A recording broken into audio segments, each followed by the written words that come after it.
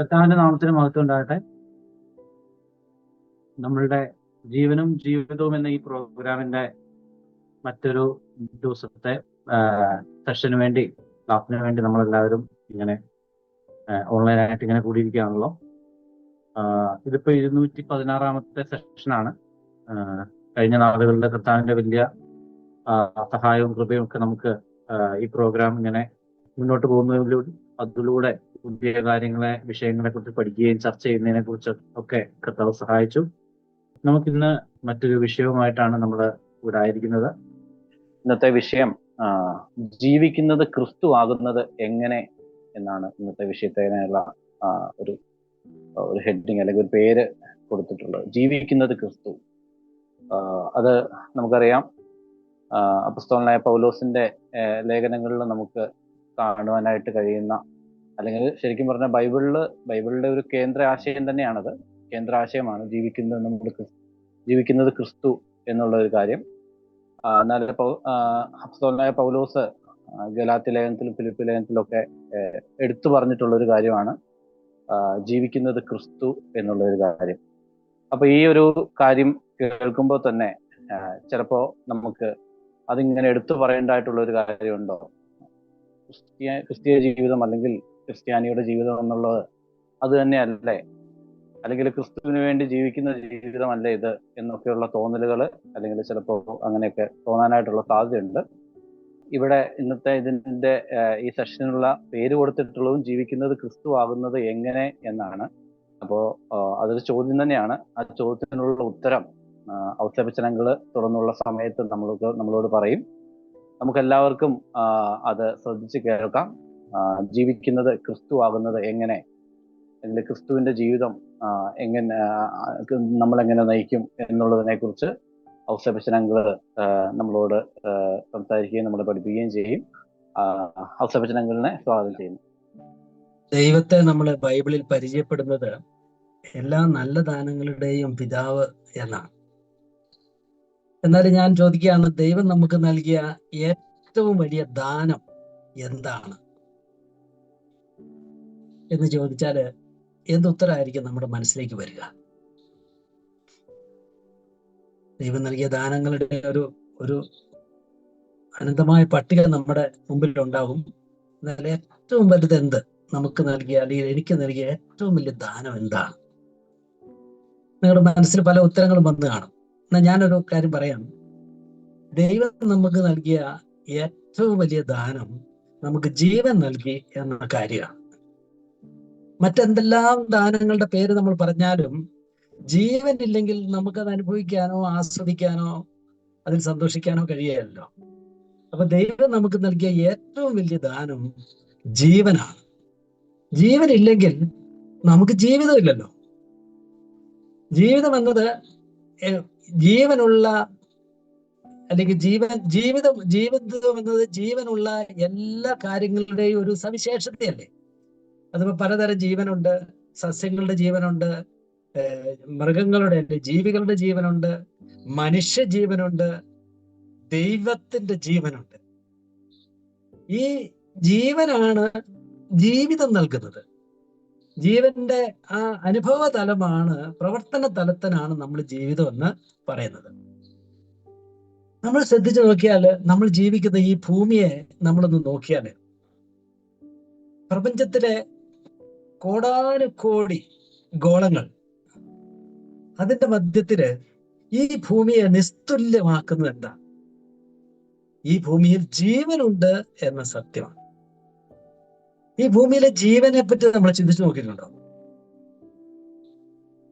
ലക്ഷക്കണക്കിന് ജീവി വർഗങ്ങൾ തന്നെ ഈ ഭൂമിയിലുണ്ട്. ഒരുപക്ഷെ ദശലക്ഷക്കണക്കിനുണ്ടാവും. ഓരോ വർഗങ്ങളിലും സൂക്ഷ്മവും സ്ഥൂലവും ചെറുതും വലുതുമായിരിക്കുന്ന ഈ ജീവികളുടെയൊക്കെ എണ്ണം എടുത്താൽ അത് അനന്തമായിരിക്കും. കാരണം സൂക്ഷ്മജീവികളുടെ ഒക്കെ എണ്ണം നമുക്ക് എടുക്കാൻ പറ്റും. ഒരുപക്ഷെ മനുഷ്യന്റെ എണ്ണവും ആനയുടെയും ഒക്കെ എണ്ണം നമുക്ക് എടുക്കാനായിട്ട് പറ്റുമായിരിക്കും ഒരാളോട്. ഈ ലോകത്തിലെ ജീവികളുടെ ഒക്കെ എണ്ണം, സസ്യങ്ങൾ, കടലിലുള്ള വെള്ളത്തിലുള്ള മത്സ്യങ്ങൾ, ആകാശത്തിലെ പറവകൾ, എല്ലാ ജീവികളും നോക്കിയാൽ ഈ ഭൂമിയിൽ ജീവന്റെ ഒരു പ്രളയമാണ് നാം ജീവിക്കുന്നതായിരിക്കുന്ന ഈ ഭൂമി. അത്ഭുതകരമായ ഒരു പ്രതിഭാസം തന്നെയാണ് ജീവൻ എന്നുള്ളത്. ശാസ്ത്രലോകത്തിൽ നമുക്കറിയാം ജീവൻ എന്നുള്ളത് വലിയ അത്ഭുത പ്രതിഭാസമാണ്. എന്നാൽ ഒരു കാര്യം നമ്മൾ മനസ്സിലാക്കുന്നത്, മനുഷ്യൻ നേരിടുന്ന അല്ലെങ്കിൽ ജീവിവർഗം നേരിടുന്ന ഏറ്റവും വലിയ വെല്ലുവിളി എന്താ? അത് മരണമാണ്. ഈ ജീവൻ അവസാനിച്ചു പോകും, ഇതിന് ഒരു അന്ത്യമുണ്ട് എന്നുള്ള കാര്യമാണ്. അതുകൊണ്ട് മനുഷ്യന്റെ എല്ലാ പരിശ്രമങ്ങളും അതിന്റെ ആത്യന്തികമായി നോക്കിയാൽ ഒരു സർവൈവലിനുള്ള ഒരു പരിശ്രമമാണ്. ജീവൻ നിലനിർത്താൻ അതിജീവനത്തിലുള്ള ഒരു ആഗ്രഹത്തിൽ നിന്നും ത്വരയിൽ നിന്നാണ് എല്ലാ ജീവികളുടെയും പരിശ്രമങ്ങൾ വരുന്നത്. എന്നാൽ സങ്കടകരമായിരിക്കുന്ന ഒരു കാര്യം, ഈ പരിശ്രമങ്ങൾ വിജയിക്കുന്നില്ല. മരണം ഒരു യാഥാർത്ഥ്യമായി, അനിഷേധ്യമായ ഒരു യാഥാർത്ഥ്യമായിട്ട് നിൽക്കുകയാണ്.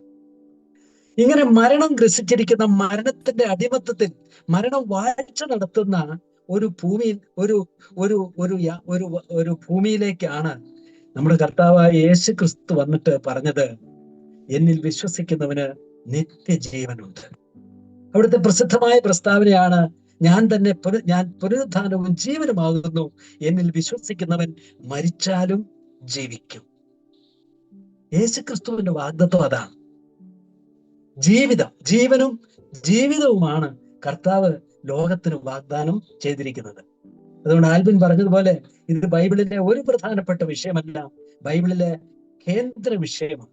അതിപ്രധാനമായിരിക്കുന്ന ഒരു വിഷയമാണ് ദൈവം നമുക്ക് നൽകിയ ജീവൻ, ദൈവം നമുക്ക് നൽകിയ ജീവിതത്തെ പറ്റിയുള്ള നമ്മുടെ തിരിച്ചറിവ്. യോഹന്നാന്റെ ലേഖനത്തിൽ, അതിന്റെ 1-ാമത്തെ ലേഖനത്തിൽ, അതിന്റെ 5-ാം അധ്യായത്തിന്റെ 10, 11, 12 വാക്കുകളിൽ ഇങ്ങനെ എഴുതിയിട്ടുണ്ട്: ദൈവപുത്രനിൽ വിശ്വസിക്കുന്നവന് ഉള്ളിൽ ആ സാക്ഷ്യമുണ്ട്.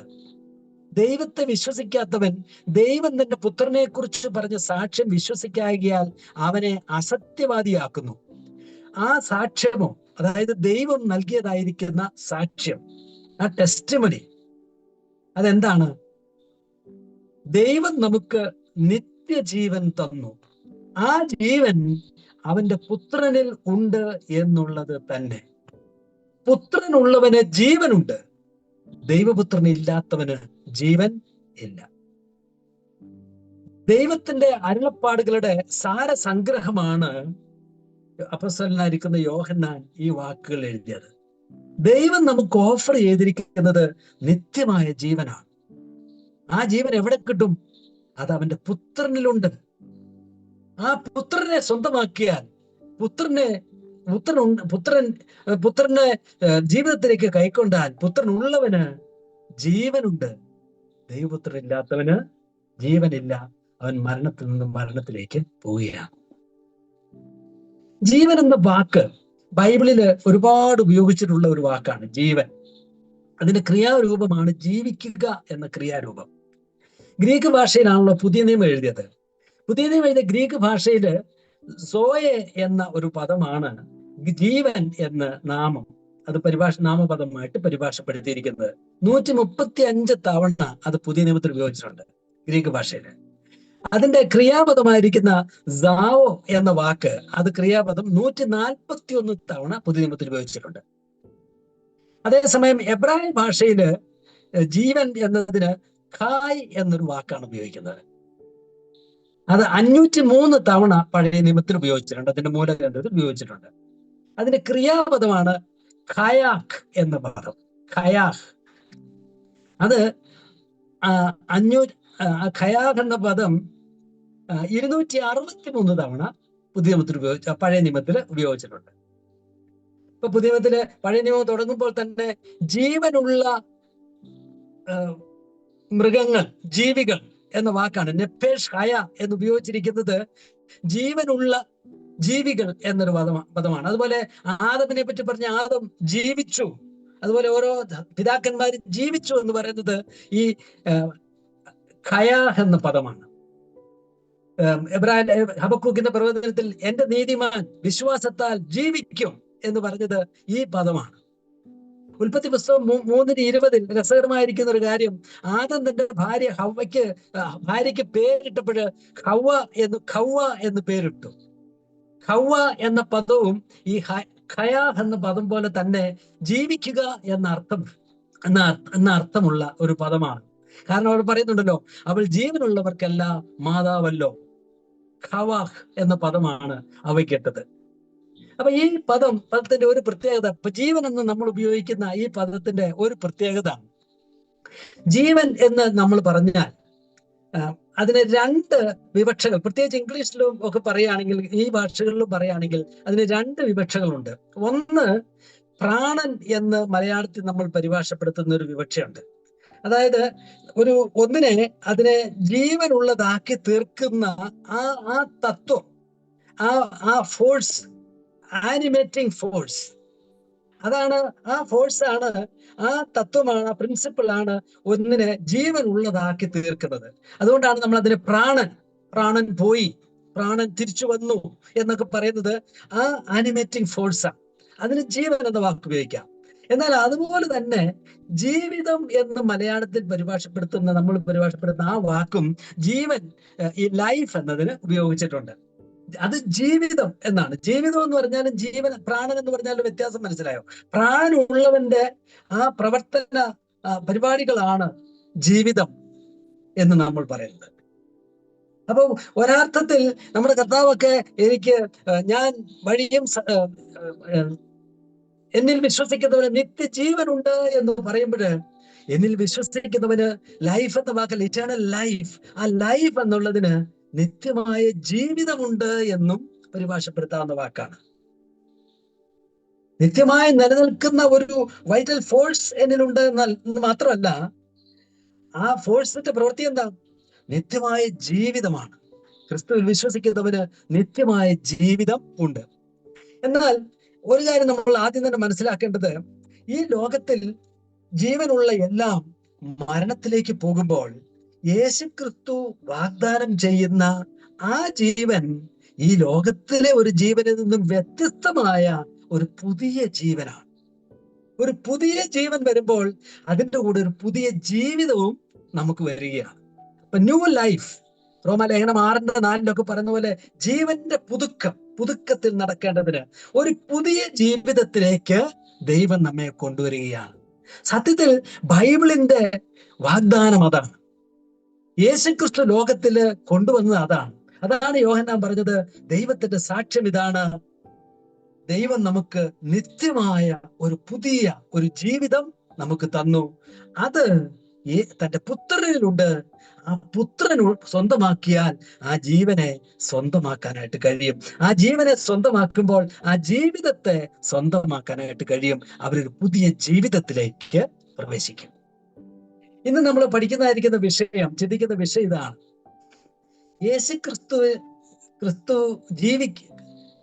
ക്രിസ്തുവിൽ ഞാൻ ജീവിക്കുന്നത് ക്രിസ്തു ആകുന്നത് എങ്ങനെ? ഫിലിപ്പിയർ 1-ാം 21 വാക്യമാണ്. അതിന് സമാനമായിരിക്കുന്ന പല പദപ്രയോഗങ്ങളിലും പുതിയ നിയമത്തിലുണ്ട്. ഇതിനെല്ലാം ജീവിതത്തെയും ക്രിസ്തുവിനെയും തമ്മിൽ ബന്ധിപ്പിച്ചാണ് പറഞ്ഞിരിക്കുന്നത്. യോഹന്നാൻ പറഞ്ഞതുപോലെ തന്നെ ആ ജീവിതം എന്നുള്ള നിത്യമായ ജീവിതം പുത്രനിലാണ് ഉള്ളത് എന്ന് പറഞ്ഞതുപോലെ ഈ വാക്കുകളെല്ലാം ജീവിതത്തെയും യേശു ക്രിസ്തുവിനെയും തമ്മിൽ ബന്ധിപ്പിച്ച് പറഞ്ഞിരിക്കുന്നതാണ്. ആ വാക്കുകളിലൂടെയും വേദഭാഗങ്ങളിലൂടെയും കടന്നു പോകുമ്പോൾ ജീവനും ക്രിസ്തുവും, അതായത് പുതിയ ജീവിതവും യേശു ക്രിസ്തുവും തമ്മിലുള്ള 4 പ്രധാനപ്പെട്ട കണക്ഷൻസ്, ബന്ധങ്ങൾ ഞാൻ ശ്രദ്ധിച്ചത് ഞാനിന്ന് പങ്കുവയ്ക്കാമെന്നാണ് ഞാൻ ആഗ്രഹിക്കുന്നത്.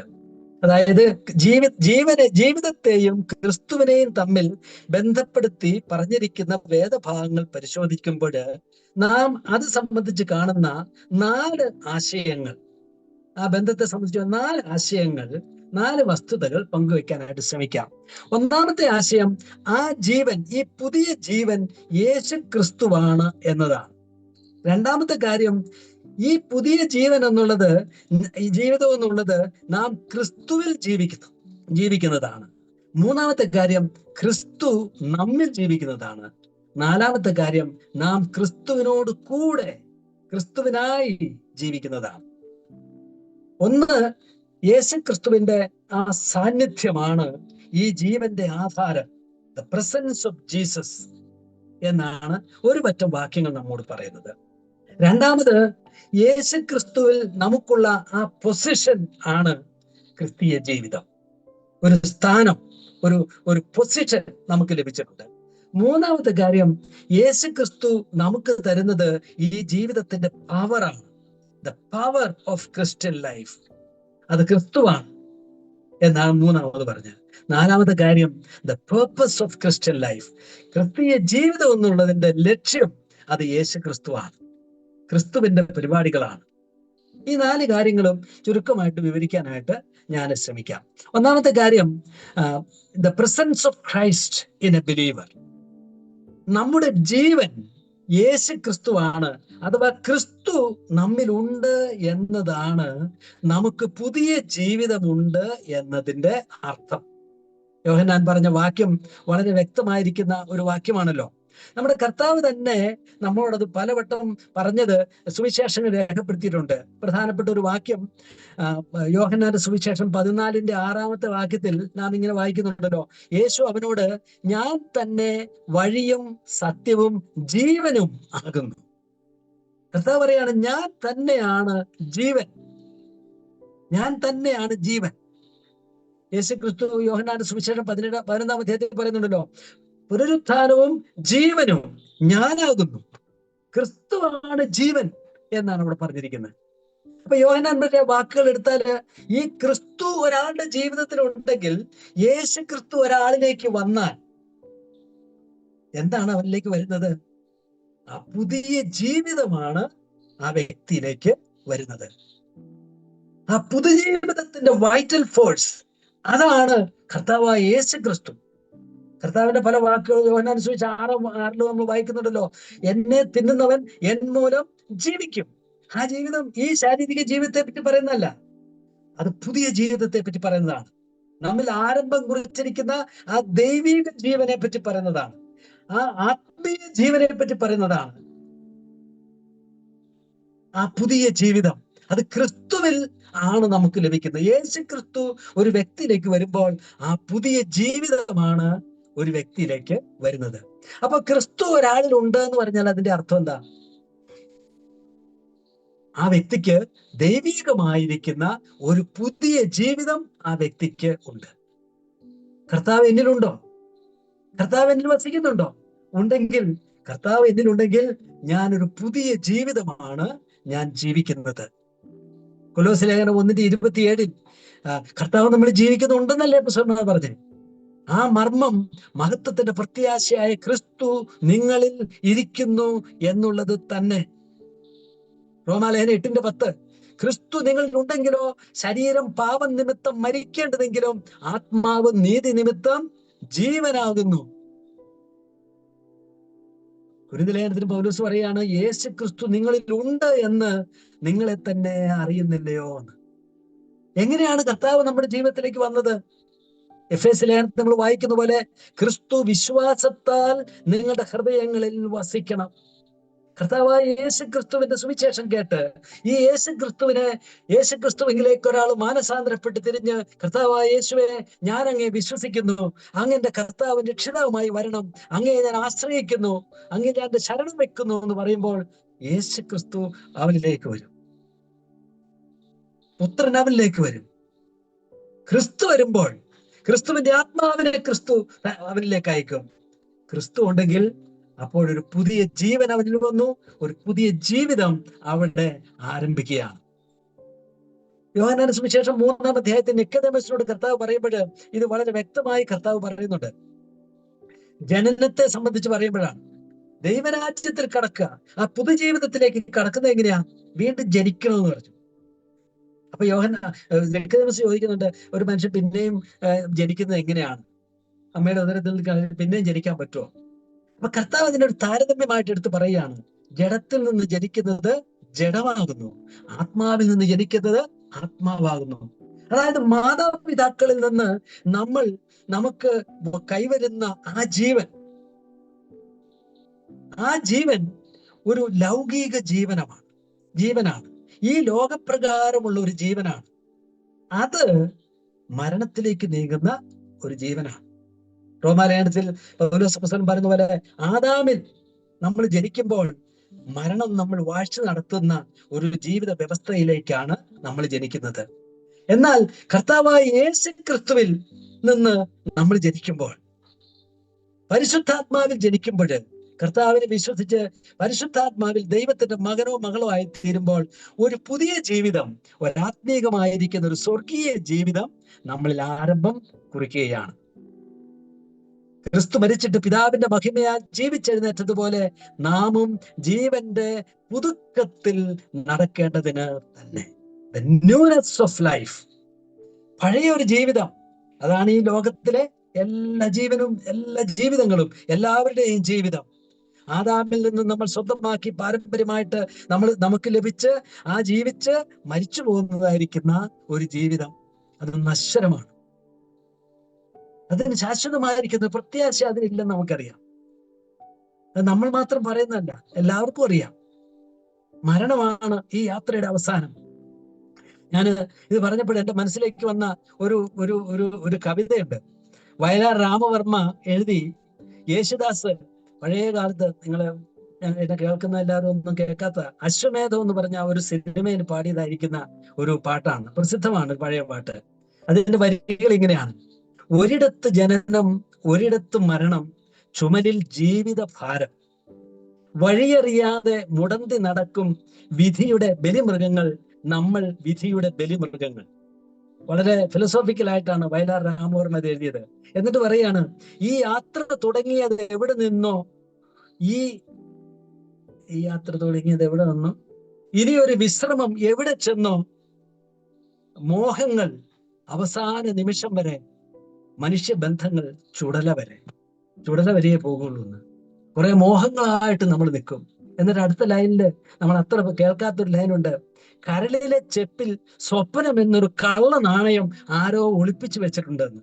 മനുഷ്യന്റെ സ്വപ്നങ്ങളെല്ലാം വെറും കള്ള നാണയങ്ങൾ മാത്രമാണ്. അതൊന്നും നമുക്ക് പൂർത്തി വരുത്താനായിട്ട് കഴിയില്ല. മനുഷ്യ ജീവിതത്തിന്റെ ആ മരണം ബാധിച്ചിരിക്കുന്ന ജീവിതത്തിന്റെ ആ ആത്യന്തികമായിരിക്കുന്ന നിരർത്ഥകതയെ കുറിച്ചുള്ള ഒരു കവിയുടെ ചിന്തയാണ് ആ കവിതയില് നമ്മൾ കാണുന്നത്. അതൊരു പൊതു തത്വമാണ്. മരണത്തെ മനുഷ്യൻ അത് അനിഷേധ്യമായ യാഥാർത്ഥ്യം എന്ന് അംഗീകരിച്ചിരിക്കുകയാണ്. അതുകൊണ്ടാണല്ലോ മനുഷ്യന്റെ പേര് തന്നെ ഒരു പര്യായ പദം തന്നെ മർത്യൻ എന്നല്ലേ, മരണമുള്ളവൻ എന്ന് തന്നെയല്ലേ നമ്മുടെയൊക്കെ ഭാഷയിൽ പറയുന്നത്, മർത്യൻ. എന്നാൽ കർത്താവായ യേശു ക്രിസ്തു ഇതിന്റെ മധ്യത്തിൽ, ഈ ബാക്ക്ഡ്രോപ്പ്, ഇതിന്റെ പശ്ചാത്തലത്തിൽ ലോകത്തോട് വാഗ്ദാനം ചെയ്യുന്നത് എന്താ? ഒരു പുതിയ ജീവിതം. യോഹന്നാന്റെ സുവിശേഷം 14:19 കർത്താവ് പറയാണ്, ഞാൻ ജീവിക്കുന്നത് കൊണ്ട് നിങ്ങളും ജീവിക്കും, ഞാൻ തന്നെ പുനരുത്ഥാനവും ജീവനും ആകുന്നു. അതെന്തൊരു വാഗ്ദത്തമാണ്! ഇത് സത്യമാണെങ്കിൽ ഇതിനേക്കാൾ വലിയൊരു പ്രതീക്ഷയും പ്രത്യാശയുമുള്ള ഒരു സന്ദേശം ഈ ഭൂമിക്ക്, ആകാശത്തിന് കീഴിൽ ആർക്കും പറയാനില്ല. ഇത് സത്യമാണ് എന്നുള്ള ഉത്തമ ബോധ്യമാണ് അപ്പോസ്തലന്മാർ അത് പ്രസംഗിച്ചതും നമ്മളത് വിശ്വസിച്ചതും നമ്മളത് അനുഭവിച്ചതും. പുത്രനുള്ളവന് ജീവനുണ്ട്, അവൻ ജീവനിലേക്ക് കടന്നിരിക്കുന്നു, പുതുജീവിതത്തിലേക്ക് കടന്നിരിക്കുന്നു. അതാണ് ക്രിസ്തുവും ഈ പുതുജീവിതവുമായിട്ടുള്ള ഒന്നാമത്തെ ബന്ധം. യേശു ക്രിസ്തു ജീവിതത്തിലേക്ക് വരുമ്പോൾ പുതിയ ജീവിതമാണ് നമ്മുടെ ജീവിതത്തിലേക്ക് വരുന്നത്. അത് അനശ്വരമായിരിക്കുന്ന ഒരു ജീവിതമാണ്. മാതാപിതാക്കൾ എന്ന് ജീവൻ നമ്മളിലേക്ക് വരുമ്പോൾ, നമ്മൾ ജീവിച്ച് അവസാനം മരണത്തിലേക്ക് പോകുന്ന ജീവിതമായിരിക്കുമ്പോൾ, ക്രിസ്തുവിലേക്ക് വരുമ്പോൾ, ക്രിസ്തു നമ്മിലേക്ക് വിശ്വാസത്താൽ വരുമ്പോൾ ദൈവികമായ, അനശ്വരമായ, ആത്മീയമായ ഒരു നിത്യമായ ജീവിതം, ദൈവരാജ്യ ജീവിതം ഒരു വ്യക്തിയുടെ ജീവിതത്തിലേക്ക് വരികയാണ്. ഒരു ജീവിതം അവിടെ ആരംഭിക്കുക ആണ്. രണ്ടാമത്തെ കാര്യം, ബൈബിളില് പുതിയ നിയമത്തിൽ ഉപയോഗിച്ചിരിക്കുന്ന പല വാക്കുകളും നാം ക്രിസ്തുവിൽ ജീവിക്കുന്നു, നമ്മൾ ക്രിസ്തുവിലാണ് എന്ന ഒരാശയമാണ്. ഒരാൾ ക്രിസ്തുവിലാകുന്നു എന്ന് പറയുമ്പോൾ അദ്ദേഹത്തിന്റെ ഒരു പൊസിഷൻ അല്ലെങ്കിൽ ഐഡന്റിറ്റി, ആ സ്വത്വത്തിന് ഒരു പുതിയ മാനം വരുന്നു, ഒരു പുതിയ സ്വത്വം വരുന്നു എന്നൊരാശയമാണ്. ബൈബിളിൽ തന്നെ പുതിയ നിയമത്തില് ഏകദേശം 160 തവണ അപ്പോസ്തലനായിരിക്കുന്ന പൗലോസ് തന്നെ ഇൻ ക്രൈസ്റ്റ്, ക്രിസ്തുവിൽ എന്ന വാക്ക് ഉപയോഗിച്ചിട്ടുണ്ട്. ഇൻ ക്രൈസ്റ്റ്, ക്രിസ്തുവിൽ. എഫേസ്യ ലേഖനത്തിലെ 1-ാം അധ്യായത്തിൽ തന്നെ അനേക വട്ടം ആദ്യത്തെ ആ നീണ്ട പാരഗ്രാഫില് ഒരു സെന്റൻസ് ആണത്. ആ സെന്റൻസിൽ പറഞ്ഞിട്ടുണ്ട്, സ്വർഗത്തിലെ സകല ആത്മീയ അനുഗ്രഹങ്ങളാലും തുടങ്ങുന്നതായിരിക്കും ആ വാക്യത്തില് പൗലോസ് അനേക തവണ ക്രിസ്തുവിൽ ക്രിസ്തുവിൽ ക്രിസ്തുവിൽ അനുഗ്രഹിച്ചിരിക്കുന്നു, ക്രിസ്തുവിൽ തെരഞ്ഞെടുത്തു, ക്രിസ്തുവിൽ മുൻ നിയമിച്ചു, ക്രിസ്തുവിൽ നമ്മളെ രക്ഷിച്ചു, എല്ലാം ക്രിസ്തുവിൽ എന്നാ പറഞ്ഞിരിക്കുന്നത്. അതിന്റെ അർത്ഥം എന്താണ്? കർത്താവായ യേശു ക്രിസ്തുവുമായിട്ടുള്ള ആ പുതിയ ബന്ധം വന്ന് ആ പുതിയ ജീവിതം ആരംഭിക്കുമ്പോൾ എനിക്കൊരു പുതിയ ഒരു സ്വത്വം, ഒരു ഐഡന്റിറ്റി വരികയാണ്. എൻ്റെ ആ പഴയ ജനനം, മനുഷ്യനായിട്ട് ഞാൻ ജനിച്ചപ്പോൾ എനിക്ക് കിട്ടിയതായിരിക്കുന്ന ഒരു ഐഡന്റിറ്റി ഉണ്ടല്ലോ, അല്ലെങ്കിൽ നിങ്ങൾക്ക് ലഭിച്ചതായിരിക്കുന്ന ഒരു സ്വത്വം ഉണ്ടല്ലോ. ഇന്ന മാതാപിതാക്കളുടെ മക്കൾ എന്നുള്ള സ്വത്വം, ഇന്ന ദേശക്കാരെന്നുള്ളതായിരിക്കുന്ന ഒരു ഐഡന്റിറ്റി. ഒരുപക്ഷെ ഇന്ത്യ രാജ്യത്ത് ജനിക്കുകയാണെങ്കിൽ ഇന്ത്യൻ പൗരൻ എന്നുള്ളതായിരിക്കുന്ന ഒരു ഐഡന്റിറ്റി, അത് ഇന്ത്യയിൽ ജനിക്കുമ്പോൾ കിട്ടുന്ന ഒരു ഐഡന്റിറ്റിയാണ്. അങ്ങനെ ഈ ജനനം നമുക്ക് പല കാര്യങ്ങളും നമ്മളെ ഡിഫൈൻ ചെയ്യുന്ന പലതും നമുക്ക് തരുന്നു. അത് വെച്ചിട്ടാണ് മനുഷ്യന്റെ ആധാർ കാർഡ് ഉണ്ടാക്കുന്നതും ഇലക്ഷൻ ID ഉണ്ടാക്കുന്നതും അതുപോലെ കാര്യങ്ങളൊക്കെ അവരെ നീതിക്കുന്ന ഒരു ഫോട്ടോ എടുക്കുന്നതും ഒക്കെ ഈ ഐഡന്റിറ്റി വെച്ചിട്ടാണ്. എന്നാൽ കർത്താവായ യേശു ക്രിസ്തുവിനുമായിട്ടുള്ള ആ ബന്ധം നമ്മൾ ആരംഭിക്കുമ്പോൾ കൊരിന്ത്യർ 5:17 പറയുന്നത് പോലെ, ഒരുവൻ ക്രിസ്തുവിലായാൽ അവൻ പുതിയ സൃഷ്ടിയാകുന്നു. പുതിയ സൃഷ്ടി, ന്യൂ ക്രിയേഷൻ. പഴയത് കഴിഞ്ഞുപോയി, അതായത് പുതുതായി തീർന്നിരിക്കുന്നു. ഒരാൾ ക്രിസ്തുവുമായിട്ടുള്ള റിലേഷൻഷിപ്പിലേക്ക് വരുമ്പോൾ അവനൊരു പുതിയ സൃഷ്ടിയാണ്. തികച്ചും അടിസ്ഥാനപരമായിരിക്കുന്ന ഒരു മാറ്റം വന്നു. അത് നമുക്ക് ഉദാഹരണങ്ങളിലൂടെ മനസ്സിലാക്കും. ഇപ്പൊ ഇന്ത്യയിലെ പൗരനായിരിക്കുന്ന ഒരാള് അമേരിക്കൻ പൗരനാകാതിരിക്കട്ടെ, ആ ഐഡന്റിറ്റി ആ രീതി, അവന്റെ ആ ഐഡന്റിറ്റിയുടെ വ്യത്യാസം വരുന്നുണ്ടോ? ഇന്ത്യൻ പൗരൻ എന്നുള്ളിടത്ത് അമേരിക്കൻ പൗരൻ എഴുതും. അപ്പൊ ഇന്ത്യൻ പൗരനുള്ളതായിരിക്കുന്ന അവകാശ അധികാരങ്ങൾ, വോട്ടവകാശങ്ങൾ, ഇങ്ങനെയുള്ള കാര്യങ്ങളൊക്കെ അത് മാറും. എന്നിട്ട് അമേരിക്കൻ പൗരൻ എന്നുള്ളതായിരിക്കുന്ന ആ ഐഡന്റിറ്റിയിലുള്ള കാര്യങ്ങളൊക്കെ അവൻ ലഭിക്കും. അപ്പൊ സിറ്റിസൺഷിപ്പ് മാറുമ്പോഴാണ് ഇത് മാറുന്നത്. അത് മാറുന്ന നമുക്കറിയാം. അല്ലെങ്കിൽ അമേരിക്കൻ പൗരൻ ഇന്ത്യൻ പൗരനായാലും അങ്ങനെ ആരും സാധാരണ കണ്ടിട്ടില്ല. അങ്ങനെ മാറിയാലും നമുക്ക് ഈ മാറ്റം നമുക്ക് കാണാം. അതുപോലെ ഒരാള് ക്രിസ്തുവിലാകുമ്പോൾ അദ്ദേഹത്തിന് പുതിയ ഒരു സ്വത്വം വരികയാണ്. ഫിലിപ്പിയനായിരുന്നു പൗലോസ് പറഞ്ഞ ഒരു കാര്യം ഉദാഹരണമായിട്ട് എടുക്കാം. പൗലോസ് പറയുകയാണ്, ഞാനൊരു യഹൂദനായിരുന്നപ്പോൾ, പൗലോസ് ഒരുപാട് ക്വാളിഫിക്കേഷൻ പറയുന്നുണ്ട്. ബെന്യാമിൻ ഗോത്രക്കാരനായിരുന്നു, ന്യായപ്രമാണമൊക്കെ ഇന്നായിരുന്നു, ഒരുപാട് കാര്യങ്ങളൊക്കെ പറഞ്ഞ് എൻ്റെ ജൂയിഷ് ഐഡന്റിറ്റിയെ പറ്റി പൗലോസ് അപ്സോലം പറയുന്നുണ്ട്. എന്നാൽ പൗലോസ് പറയുകയാണ്, ഈ ഐഡന്റിറ്റിയെ ഒക്കെ ഞാൻ പുറകോട്ട് മാറ്റി കളഞ്ഞിട്ട് യേശു ക്രിസ്തുവിൽ ഉള്ള ഒരു ഐഡന്റിറ്റിയുടെ ഉടമസ്ഥനായി ഞാൻ തീർന്നു എന്ന് പറഞ്ഞു. ക്രിസ്തുവിൽ പൗലോസ് ആരാണ്? ക്രിസ്തുവിൽ നമ്മൾ ആരാണ്? അതൊരു പുതിയ ഐഡന്റിറ്റിയാണ്. അതാണ് ഈ പുതിയ ജീവിതം. ഈ ജീവിതം നമ്മൾ ആരംഭിച്ചപ്പോൾ നമുക്കൊരു പുതിയ ഐഡന്റിറ്റി നമുക്ക് ലഭിക്കുകയാണ് ചെയ്തത്. എന്താണ് ഇതിന്റെ പ്രത്യേകത എന്നുള്ളതൊക്കെ നമുക്ക് ചിന്തിച്ച് മനസ്സിലാക്കാവുന്ന ഒത്തിരി കാര്യങ്ങളുണ്ട്. പാപക്ഷമ കിട്ടിയവർ, ദൈവത്തിന്റെ മക്കൾ, നീതീകരണം പ്രാപിച്ചവർ, രാജകീയ പുരോഹിത ഗണം, തെരഞ്ഞെടുക്കപ്പെട്ട ജനം, വിശുദ്ധ വംശം, യേശുക്രിസ്തുവിന്റെ മഹത്വത്തിലേക്ക് ക്രിസ്തുവിന്റെ മഹത്വം പ്രാപിക്കാൻ വിളിക്കപ്പെട്ടവർ, ദൈവത്തിന്റെ മക്കൾ, എന്തെല്ലാം കാര്യങ്ങളാണ്. എന്നാൽ ക്രിസ്തു ഇല്ലാത്ത ഒരാളെ സംബന്ധിച്ചിടത്തോളം നമുക്ക് എന്തൊക്കെ പറയാൻ കഴിയും? ഒരുപാട് കാര്യം പറയാൻ കഴിയും. വീടിനെ പറ്റിയും നാടിനെ പറ്റിയും പേരിനെ പറ്റിയും കുടുംബ പശ്ചാത്തലത്തെ പറ്റിയും വിദ്യാഭ്യാസത്തെ പറ്റിയും പണത്തെ പറ്റിയും സമ്പത്തിനെ പറ്റിയും ആസ്തികളെ പറ്റിയും ഒക്കെ പറയാം. നല്ല നല്ല കാര്യങ്ങളാണ്. പക്ഷെ നമ്മളിപ്പോ പറഞ്ഞ കാര്യം ഒന്നും പറയാം. ദൈവത്തെ പിതാവെന്ന് വിളിക്കുന്ന ഒരു ദൈവപൈതലാണ്. കർത്താവായ യേശു ക്രിസ്തുവിന്റെ രക്തത്താൽ മുദ്രയിടപ്പെട്ടവനാണ്. പരിശുദ്ധാത്മാവുള്ള വ്യക്തിയാണ്. ദൈവരാജ്യത്തിൽ പേരുകൾ എഴുതിയിട്ടുണ്ട്. രാജകീയ പൗരോഹിത്യ ദൗത്യമാണ്. ക്രിസ്തുവിന്റെ സ്ഥാനാപതികളായിട്ട് ശുശ്രൂഷിക്കുന്നവരാണ്. ദൈവത്തിന്റെ പരിപാലനത്തിന് കരമുണ്ട്. മരണത്തിന് അവനെ സ്പർശിക്കാനായിട്ട് കഴിയില്ല. ഈ ലോകത്തിന്റെ യാത്രാവേള കഴിഞ്ഞാൽ അനശ്വരമായ നിത്യജീവിതത്തിലേക്ക് പ്രവേശിക്കും. ഇതൊരു താൽക്കാലിക കാലമാണ്. ഈ വ്യക്തി ഇവിടുത്തെ ഈ കൂടാരം പൊളിഞ്ഞു പോകുമ്പോൾ അനശ്വരമായിരിക്കുന്ന ഒരു ശരീരം ധരിച്ച് ആ അക്ഷയതയിലേക്ക് കടന്നു പോകേണ്ടവനാണ്. എന്തെല്ലാം കാര്യങ്ങളാണ് ക്രിസ്തുവിൽ ജീവിക്കുക എന്ന് പറഞ്ഞാൽ അത് നമുക്ക് തരുന്നത്. ആ ബന്ധം, യേശു ക്രിസ്തുവിലായ ഒരു വ്യക്തി ഒരു പുതിയ സൃഷ്ടിയാണ്. ഈ തിരിച്ചറിവ് നമുക്ക് കിട്ടിയിട്ടുണ്ടോ? അതോ നമ്മൾ പഴയ ആളുകളെ പോലെ തന്നെ ജീവിക്കും? ജീവിക്കണം സാധാരണ മനുഷ്യരെ പോലെ.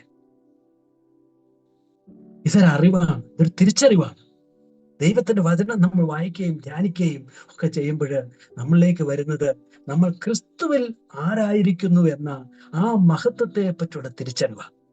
അത് നമ്മളെ അഹങ്കാരികളാക്കുകയല്ല, അത് നമ്മളെ വിനയപ്പെടുത്തുകയാണ്, അത് നമ്മളെ ഭവ്യതയുള്ളവരാക്കിയാണ്, അത് നമ്മുടെ ഉത്തരവാദിത്തത്തെ പറ്റി നമുക്ക് തിരിച്ചറിവ് തരികയാണ്, അത് നമ്മുടെ ദൗത്യത്തെ പറ്റി, അതിശ്രേഷ്ഠമായിരിക്കുന്ന നമ്മുടെ ദൗത്യത്തെ പറ്റി നമ്മളെ ബോധ്യപ്പെടുത്തുകയാണ് ചെയ്യുന്നത്. ക്രിസ്തുവിൽ നമ്മൾ ആരായിരിക്കുന്നു, അതാണ് ക്രിസ്തുവിൽ ആവുമ്പോൾ, ആ ക്രിസ്തുവിലുള്ള ജീവിതം ആരംഭിക്കുമ്പോൾ നമുക്കുള്ളതായിരിക്കുന്ന പദവി. ഇനി മൂന്നാമത്തെ കാര്യം, ക്രിസ്തു നമ്മിൽ ജീവിക്കുന്നു. ഇത് നാം ക്രിസ്തുവിൽ ജീവിക്കുന്നു, ക്രിസ്തുവിൽ ആയിരിക്കുന്നു എന്ന് പറഞ്ഞതാണ് ഇതിനു മുമ്പ് കണ്ടത്. ഇനി ക്രിസ്തു നമ്മിലായിരിക്കുന്നു എന്ന തരത്തിലുള്ള ഒത്തിരി വാക്കുകൾ ഉപയോഗിച്ചിട്ടുണ്ട്. അതും വളരെ പ്രധാനപ്പെട്ട ഒരു കാര്യമാണ്. ഗലാത്യ ലേഖനത്തിൽ 2:20 ഞാൻ ക്രിസ്തുവിനോട് കൂടെ ക്രൂശിക്കപ്പെട്ടിരിക്കുന്നു, ഇനി ജീവിക്കുന്നത് ഞാനല്ല, ക്രിസ്തു അത്രേ എന്നിൽ ജീവിക്കുന്നു. ഇപ്പോൾ ഞാൻ ജഡത്തിൽ ജീവിക്കുന്നതോ എന്നെ സ്നേഹിച്ച് എനിക്ക് വേണ്ടി തന്നെത്താൻ ഏൽപ്പിച്ചു കൊടുത്ത ദൈവപുത്രങ്കലുള്ള വിശ്വാസത്താൽ അത്രേ ജീവിക്കുന്നത്. ഇവിടെ പോലെ അപ്പോസ്തലൻ പറയാണ്, ക്രിസ്തു അത്രേ എന്നിൽ ജീവിക്കുന്നു. അതായത് ക്രിസ്തീയ ജീവിതം എന്നത് ഒരു ക്രിസ്തു ജീവിതമാണ്. അത് ക്രിസ്തു എന്നിൽ ജീവിക്കുന്ന ജീവിതത്തിന്റെ പേരാണ് ക്രിസ്തീയ ജീവിതം. യേശു ക്രിസ്തു ഒരു വ്യക്തിയിൽ ജീവിക്കാനായിട്ട് തുടങ്ങുകയാണ്. ക്രിസ്തു എന്നിൽ ജീവിക്കുന്നു. അപ്പൊ ഇതിനു മുമ്പ് നമ്മളാ ജീവിച്ചത്, നമ്മുടെ താല്പര്യങ്ങളാണ് ജീവിച്ചത്. എന്നാൽ കർത്താവായ യേശു ക്രിസ്തുവിനെ അറിഞ്ഞപ്പോൾ, ക്രിസ്തു നമ്മുടെ ജീവിതത്തിലേക്ക് വന്നപ്പോൾ, പിന്നെ യേശു ക്രിസ്തു നമ്മിൽ ജീവിക്കാനായിട്ട് തുടങ്ങിയാണ്.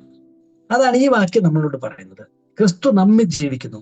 യഥാർത്ഥത്തിൽ ഒരു ദൈവ പൈതലിന്റെ ജീവിതത്തിന്റെ രഹസ്യം, അവന്റെ വിജയ ജീവിതത്തിന്റെ രഹസ്യം, അവൻ ക്രിസ്തുവിന് വേണ്ടി ജീവിക്കുന്നു എന്നതിലല്ല, അതിന്റെ ശക്തി യേശു ക്രിസ്തു അവനിൽ ജീവിക്കുന്നു എന്നതാണ്. ഒരളവിൽ ഈ ലോകത്തിലെ എല്ലാ മതവിശ്വാസങ്ങളെയും, അതെത്ര നന്മയും ഗുണവും ചെയ്യുന്നതാണെങ്കിലും, അതിൽ നിന്നൊക്കെ ക്വാളിറ്റേറ്റീവ്ലി തരത്തിൽ ക്രിസ്തീയതയെ വ്യത്യാസപ്പെടുത്തുന്ന സത്യം ഇതാണ്: ക്രിസ്തു നമ്മിൽ ജീവിക്കുന്നു, ജീവിക്കാൻ തുടങ്ങുന്നു എന്ന കാര്യമാണ്. മറ്റുള്ളവരെല്ലാം ദൈവത്തിന് വേണ്ടി ജീവിക്കണം, ദൈവത്തിന്റെ വചനം അനുസരിച്ച് ജീവിക്കണം, ആ കൽപ്പനകൾ അനുസരിച്ച് ജീവിക്കണം, ഇവൻ യഹൂദ കാഴ്ചപ്പാടുകൾ പോലും ആ കൽപ്പനകളൊക്കെ അനുസരിച്ച് നമ്മൾ ജീവിക്കണം എന്നൊക്കെ പറയുമ്പോൾ, പുതിയ നിയമം നമുക്ക് തരുന്നതായിരിക്കുന്ന അതിശയകരമായിരിക്കുന്ന ഒരു സന്ദേശം, ഒരു അത്ഭുതം, നമുക്കിത് ജീവിക്കാൻ കഴിയാതിരിക്കുമ്പോൾ, ഈ കൽപ്പന അനുസരിക്കാൻ നമുക്ക് സാധിക്കാതിരിക്കുമ്പോൾ, അത് ജീവിപ്പിക്കാൻ ക്രിസ്തു തന്നെ നമ്മുടെ ജീവിതത്തിലേക്ക് വന്ന് നമ്മളെ ജീവിപ്പിക്കും എന്ന കാര്യമാണ്. കൽപ്പനകൾ മനുഷ്യനെ ഭയപ്പെടുത്തുമ്പോൾ, അവന്റെ പരിമിതികളെ പറ്റി അവന് ബോധ്യം വരുത്തുമ്പോൾ, കർത്താവ് പറയുന്നത്, ഞാൻ വന്ന് നിന്നെ ജീവിക്കാം. പഴയ നിയമത്തില് ദൈവം നൽകിയതായിരിക്കുന്ന പുതിയ ഉടമ്പടി ആത്മാവെന്താ? കൽപ്പനകളെ ഇനി ആ കൽപ്പന അനുസരിക്കണം, ഈ കൽപ്പന അനുസരിക്കണം എന്നിങ്ങനെയുള്ളതായിരിക്കുന്ന ആ തത്വങ്ങളും പ്രമാണങ്ങളുമാണ് ഇതിനു മുമ്പൊക്കെ പറഞ്ഞിരുന്നത്. എന്നാൽ എസെക്കിയേലിന്റെ പ്രവചനം 36:27 പറയുകയാണ്, ഞാൻ എൻ്റെ ആത്മാവിനെ നിങ്ങളുടെ ഉള്ളിലാക്കി എൻ്റെ ചട്ടങ്ങളിൽ നടക്കുമാറാക്കും, നിങ്ങൾ എൻ്റെ വിധികളെ പ്രമാണിച്ച് നടക്കും. ദൈവത്തിന്റെ ആത്മാവ്, ക്രിസ്തുവിന്റെ ആത്മാവ് നമ്മുടെ ഹൃദയത്തിലേക്ക് വന്നിട്ട് ക്രിസ്തു നമ്മിൽ ജീവിക്കാൻ തുടങ്ങുന്നതാണ് ക്രിസ്തീയ ജീവിതം. ഫിലിപ്പിയർക്കാരനോട് പറഞ്ഞു, ഇച്ഛിക്കുക എന്നതും പ്രവർത്തിക്കുക എന്നതും ദൈവമല്ലോ നിങ്ങളിൽ തിരുവുള്ളമുണ്ടായിട്ട് ചെയ്യുന്നത്. ഇതാണ് ക്രിസ്തീയതയുടെ രഹസ്യം, മർമ്മം. ക്രിസ്തു നമ്മൾ ജീവിക്കാൻ തുടങ്ങി. പത്രോസ് പറഞ്ഞു, അപ്പോസ്തലൻ പറഞ്ഞു, ആ മർമ്മം ക്രിസ്തു നിങ്ങളിൽ ഇരിക്കുന്നു എന്നുള്ളതാണ്. യേശു ക്രിസ്തു എന്നിൽ വസിക്കുകയാണ്, എന്നിൽ ജീവിക്കുകയാണ്. അതാണ് ആ ബന്ധം. ഇത് അതിശ്രേഷ്ഠമായിരിക്കുന്ന ഒരു ബന്ധമാണ്. ക്രിസ്തു അവന്റെ ആത്മാവിൽ ക്രിസ്തുവിന്റെ ആത്മാവ് നമ്മിൽ വസിക്കുക എന്ന് പറഞ്ഞാലും ക്രിസ്തു നമ്മിൽ വസിക്കുക എന്ന് പറഞ്ഞാലും രണ്ട് കാര്യമല്ല. കർത്താവ് പറഞ്ഞു, ഞാനും പിതാവും വന്ന് അവനിൽ വാസമുറപ്പിക്കുന്നു. കർത്താവ് നമ്മിൽ വസിക്കുന്നു, പിതാവ് നമ്മിൽ വസിക്കുന്നു, ദൈവത്തിന്റെ പരിശുദ്ധാത്മാവ് നമ്മിൽ വസിക്കുന്നു. ഇതിലൊരു വൈരുദ്ധ്യമില്ല. ദൈവം നമ്മിൽ വസിക്കുന്നു. അതുകൊണ്ടല്ലേ നമ്മളെ ദൈവാലയം എന്ന് വിളിക്കുന്നത്. നിങ്ങളുടെ ശരീരങ്ങൾ ദൈവത്തിന്റെ ആലയങ്ങളാണ്. ദൈവം നിങ്ങളിൽ വസിക്കുന്നുണ്ട്. ദൈവത്തിന്റെ പരിശുദ്ധാത്മാവ് നമ്മിൽ വസിക്കുന്നുണ്ട്. അതുകൊണ്ട് ആ ജീവിതമാണ് വീണ്ടും ജനനത്തിൽ നമ്മൾ ദൈവമയത്തിനായി തീരുമ്പോൾ സംഭവിക്കുന്ന കാര്യം, ദൈവം നമ്മളിൽ വസിക്കാൻ, ക്രിസ്തു നമ്മളിൽ വസിക്കാനായിട്ട് തുടങ്ങുകയാണ്. സത്യത്തിൽ ആത്മരക്ഷ അല്ലെങ്കിൽ രക്ഷ എന്ന് പറയുന്നത് തന്നെ എന്താ? ഈ പുതിയ ജീവിതമാണ്. മരിച്ചു കഴിയുമ്പോൾ നമ്മളൊരു സ്ഥലത്തെത്തിച്ചേരും എന്ന തരത്തിൽ അതിനെ നമുക്ക് പരിമിതപ്പെടുത്താനായിട്ട് കഴിയില്ല. രക്ഷ എന്നുള്ളത് ദൈവം നമുക്ക് തരുന്ന രക്ഷ. യേശു ക്രിസ്തു നമ്മുടെ ജീവിതത്തിൽ വന്ന് അവിടുത്തെ ആത്മാവ് നമ്മുടെ ജീവിതത്തിൽ വന്ന് ഒരു സ്വർഗീയമായ ദൈവീകമായ ഒരു പൊതുജീവിതം നമ്മിൽ ആരംഭം കുറിക്കുകയാണ്. ആ ആരംഭിച്ച ജീവിതം പിന്നെ വളരുകയാണ്. വിശുദ്ധീകരണ പ്രക്രിയയിലൂടെ വളരുകയാണ്. എന്താ വളരുന്നത്? ആ ജീവിതം തന്നെയാണ് വളരുന്നത്. ദൈവവുമായിട്ടുള്ള ബന്ധത്തിൽ വളരുന്നു, ദൈവ പരിജ്ഞാനത്തിൽ വളരുന്നു, ദൈവത്തിന്റെ സ്വഭാവത്തിൽ വളരുന്നു, കർത്താവിന്റെ പ്രതികരണങ്ങൾ വളരുന്നു. കർത്താവ് നമ്മൾ ചെയ്യുന്നതായിരിക്കുന്ന പ്രവർത്തികൾ നമ്മളിൽ കൂടുതൽ കൂടുതൽ കർത്താവ് ചെയ്തുകൊണ്ടിരിക്കുകയാണ്. നമ്മളിൽ ദൈവമാണ് പ്രവർത്തിക്കുന്നത്. പരിശുദ്ധാത്മാവ് കൂടുതൽ കൂടുതൽ പ്രവർത്തിക്കുകയാണ്. നമ്മുടെ അറിവ് കൂടുതൽ കൂടുതൽ അറിയുകയാണ്. ആ സമാധാനം കൂടുതൽ കൂടുതൽ നമ്മൾ അറിയുകയാണ്. ആ ജീവിതത്തിന്റെ ഐശ്വര്യം അധികമധികമായി നമ്മൾ അനുഭവിക്കുകയാണ്. തേജസ്സിന്മേൽ തേജസ് പ്രാപിക്കുകയാണ്. എന്നിട്ട് വളർന്ന് അതേ പ്രതിമയായി രൂപാന്തരപ്പെടും. ആത്മാവിന്റെ ദാനം അതാണ്.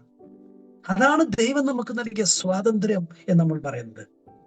നമ്മൾ പാപത്തിന്റെ, ജീർണതയുടെ, മരണത്തിന്റെ അടിമകളായിരുന്നു. ആ അടിമകൾ ഇച്ഛിച്ച പോലും ചെയ്യാൻ കഴിയുമായിരുന്നില്ല. ആര് നമ്മളെ വിടുവിക്കുമെന്ന് ആഗ്രഹിച്ചിട്ടുണ്ട്? നമ്മുടെ കർത്താവായ യേശു ക്രിസ്തു മുഖാന്തരം ആ വിടുതൽ, ആ സ്വാതന്ത്ര്യം നമുക്ക് വന്ന് ന്യായപ്രമാണത്തെ ചെയ്യാൻ കഴിയാത്തതിനെ സാധിപ്പാൻ ദൈവം തന്റെ പുത്രനെ പാപത്തിലും പാപജടത്തിലും പാപത്തിന്റെ സാദൃശ്യത്തിലും അയച്ചു. ആ ജഡത്തെ ശിക്ഷ വിധിച്ചു. അവൻ ദൈവത്തിന്റെ ആത്മാവിനെ അനുസരിച്ച് നടക്കുന്ന നമ്മിൽ ന്യായപ്രമാണത്തിന്റെ നീതി, അത് പറഞ്ഞ ആര് നിവൃത്തിയാകും? ആ പുതിയ ജീവിതം, എന്റെ ചട്ടങ്ങളിൽ ഞാൻ അവരെ നടക്കുമാറാക്കും. എനിക്ക് ഇഷ്ടമുള്ളതുപോലെ ജീവിക്കും, ദൈവഹിതം ചെയ്യും. അതെങ്ങനെ കഴിയും? അത് കഴിയാൻ ഒരർത്ഥത്തിൽ ആരോ പറഞ്ഞതുപോലെ ക്രിസ്തീയ ജീവിതം, ദൈവവചനം നമ്മളെ പഠിപ്പിച്ചതായിരിക്കുന്ന, ബൈബിൾ നമ്മളെ ഡിമാൻഡ് ചെയ്യുന്നതായിരിക്കുന്ന ജീവിതം, അത് ബുദ്ധിമുട്ടാണ് എന്ന് പറയരുത്. അത് ബുദ്ധിമുട്ടല്ല, അത് അസാധ്യമാണ്. It is not difficult, it is impossible. മനുഷ്യന് അസാധ്യം. അതുകൊണ്ടാണ് ദൈവം തന്റെ പുത്രനെ അയച്ച് ആ പരിശുദ്ധാത്മാവിനെ നമുക്ക് തന്ന, പിതാവും പുത്രനും പരിശുദ്ധാത്മാവും നമ്മെ ഒരു ദൈവാലയമാക്കി തീർത്തത്. ഇവിടെ ചിന്തിക്കുന്ന ആരാ? ദൈവത്തിന്റെ ആത്മാവ്. ഇവിടെ പ്രവർത്തിക്കുന്ന ആരാ? ദൈവത്തിന്റെ ആത്മാവ്. ഇവിടെ ഇച്ഛിക്കുന്ന ആരാ? ദൈവത്തിന്റെ ആത്മാവ്. ഇവിടെ അറിയുന്നത് ആരാ? ദൈവത്തിന്റെ ആത്മാവ്. പൗലോസ് പറഞ്ഞു, ക്രിസ്തു എന്നിൽ സംസാരിക്കുന്നു എന്നതിന് നിങ്ങൾ തുമ്പന്വേഷിക്കുന്നു എന്ന്. ആരാ പൗലോസ് സംസാരിച്ചത്? ക്രിസ്തു. ആരാ പൗലോസ് നടന്നത്? ക്രിസ്തു. ദൈവകൃപയുടെ വ്യാപാരം, ദൈവപ്രവൃത്തിയുടെ വ്യാപാരം. ക്രിസ്തു നമ്മിൽ ജീവിക്കുകയാണ്. നമ്മുടെ ജീവിതത്തെ ആലോചിച്ച് നോക്കി. ഒരു ഉദാഹരണം പറഞ്ഞാല്, അതൊരു പൊളിഞ്ഞ കമ്പനി പോലെയായിരുന്നു. കടവും ബുദ്ധിമുട്ടും ആഗ്രഹിക്കൊന്നും ചെയ്യാതെ, കഷ്ടപ്പാടും ഒരു നന്മയില്ലാതെ അങ്ങനെ തകർന്ന ജീവിതമായിരുന്നു. ഒരു കമ്പനി ഇങ്ങനെ തകർന്നു കിടക്കാതിരിക്കട്ടെ, ആ പൊളിഞ്ഞ കമ്പനീനെ കർത്താവ് അങ്ങ് ഏറ്റെടുത്തു. അത് തകർന്നു പോകണ്ടായിരുന്നു. യേശുക്രിസ്തു വന്നിട്ട് പറഞ്ഞു, ഞാൻ ഈ കമ്പനി ഏറ്റെടുക്കാനായിട്ട് പോകാന്ന് പറഞ്ഞു. എന്നിട്ട് പറഞ്ഞു, ഈ കമ്പനിയുടെ കാര്യമെല്ലാം ഞാൻ ചെയ്തോളാം, നീ അതിനുള്ള വ്യവസ്ഥ ചെയ്യണം, എന്നെ അനുവദിക്കണം, ഞാൻ ചെയ്തോളാം. അപ്പൊ നമ്മളത് സമ്മതിക്കുകയാണ്. കർത്താവേ, ഞാൻ പരാജയപ്പെട്ടു, ഞാൻ തോറ്റു, ഈ കമ്പനി, ഈ ജീവിതം അവിടുത്തെ അനുഭവിക്കുകയാണ്. സറണ്ടർ ചെയ്തു. ഒരൊറ്റ വ്യവസ്ഥ നമുക്കുണ്ട്. എന്താ വ്യവസ്ഥ? എന്നെ വിജയിപ്പിക്കണം. കമ്പനി പൊളിച്ചു കളയരുത്. ഞാൻ തോറ്റ ആളാണ്, നീ ഇത് വിജയിപ്പിക്കണം. കർത്താവ് പറഞ്ഞ് ഞാൻ വിജയിപ്പിക്കാമെന്ന് പറഞ്ഞു. കർത്താവ് നമ്മളെ ഏറ്റെടുത്തിരിക്കുകയാണ്. പിന്നെ അവിടുന്ന് എല്ലാം ചെയ്യാനായിട്ട് തുടങ്ങി. ആദ്യം ചെയ്തതെന്താണെന്നറിയോ? ഈ കമ്പനിയുടെ പഴയ കുറെ കടങ്ങളുണ്ടായിരുന്നു. ആ കട എല്ലാം കൊടുത്തു വീട്ടി. കാൽവരിയിലെ ക്രൂശിൽ ആ ബാധ്യതകളെല്ലാം തീർത്തിട്ട് അവസാനം പറഞ്ഞു ടെറ്റലസ്റ്റായി എല്ലാം കണക്കെല്ലാം അക്കൗണ്ട്സ് എല്ലാം ക്ലോസ് ആക്കിയിട്ടുണ്ട്, നീറ്റാക്കി, ട്രാൻസാക്ഷൻ പൂർത്തിയാക്കി എന്ന് പറഞ്ഞു. എന്നിട്ട് പുതിയ ടാർഗറ്റ്സ് ഒക്കെ സെറ്റ് ചെയ്തു. ആ പഴയ പരിപാടിയല്ല, വിജയിക്കുന്ന, നന്മയുള്ള, പ്രയോജനമുള്ള, ലോകത്തിന് നന്മയുള്ള ഒരു പുതിയ ടാർഗറ്റ് സെറ്റ് ചെയ്തു. ഒരു പുതിയ ജീവിതം, നീതിയുടെയും സമാധാനത്തിന്റെയും പരിശുദ്ധാത്മാവിലുള്ള സന്തോഷത്തിന്റെയുമായ, പരാജയം അറിയാത്ത, തോൽപ്പിക്കാൻ കഴിയാത്ത പുതിയൊരു സ്വർഗീയ ജീവിതത്തിന്റെ ടാർഗറ്റ് കിട്ടും. അപ്പൊ ഈ പരിപാടി കമ്പനി നടത്താനായിട്ടുള്ള റിസോഴ്സസ് വേണ്ടേ? എവിടെ കിട്ടും? സ്വർഗത്തിലെ സകല ആത്മീയ അനുഗ്രഹങ്ങളും തരാനിരിക്കുന്ന പിതാവിനോട് പറഞ്ഞു എല്ലാം തരണം. പിതാവ് പറഞ്ഞു എല്ലാം തന്നേക്കാം. ഒരു നന്മയ്ക്കും ജീവനും ഭക്തിക്കും വേണ്ടതിനൊന്നും കുറവ് വരുത്തിയാലാന്ന് പറഞ്ഞു. എല്ലാം സമാഹരിച്ചു. ഈ കാര്യങ്ങളൊക്കെ നടത്താനായിട്ട് ഒരു CEO വേണം, നോക്കി നടത്താൻ. ആരെ ഏൽപ്പിച്ചു? ഒരു കാര്യസ്ഥനെ ഞാൻ അയക്കും. പരിശുദ്ധാത്മാവ് വരും, സകല സത്യങ്ങളിലും വഴി നടത്തും, പ്രയോജനപ്പെടുത്തും. നമ്മുടെ ജീവിതത്തിൽ സംഭവിച്ചെന്താ? Complete take over. ഈ പൊളിഞ്ഞ ജീവിതത്തെ, ഈ പ്രതീക്ഷയില്ലാത്ത ജീവിതത്തെ കർത്താവ് ഒന്ന് സമ്പൂർണമായിട്ട് ഏറ്റെടുത്തിരിക്കുകയാണ്. 50-50 ഏർപ്പാടല്ല, സമ്പൂർണമായി ഏൽപ്പിക്കലാണ്. അതിന്റെ ലാഭം ആർക്കാ? ഈ കമ്പനി വിജയിക്കും. ഈ ജീവിതം പരാജയപ്പെടുകയല്ല, ഇത് വിജയിക്കും. തേജസ്സിന്മേൽ തേജസ് പ്രാപിച്ച് അതേ പ്രതിമയായി നാം രൂപാന്തരപ്പെടും. ക്രിസ്തു അതാണ് നമ്മൾ ചെയ്യുന്നത്, നമ്മൾ പ്രവർത്തിക്കുന്നത്. പരാജയപ്പെട്ട് പിന്മാറുന്ന കർത്താവാണ്, പരാജയപ്പെട്ട് പിന്മാറിയില്ല. നാലാമത്തെ കാര്യം, സാധാരണ ആളുകൾ അത് പറയുമ്പോൾ ക്രിസ്തുവിനായി ജീവിക്കുന്നു. സാധാരണ നമ്മൾ പറയുന്ന വാക്കഥ, നമ്മൾ ക്രിസ്തുവിനായിട്ട് ജീവിക്കുന്നു. ചിലപ്പോഴും ഒരു പുസ്തകം ഉണ്ടല്ലോ, ക്രിസ്തുവിന് വേണ്ടി ജീവിക്കുന്നത് നിർത്തും, ക്രിസ്തു നിങ്ങൾ ജീവിക്കട്ടെ.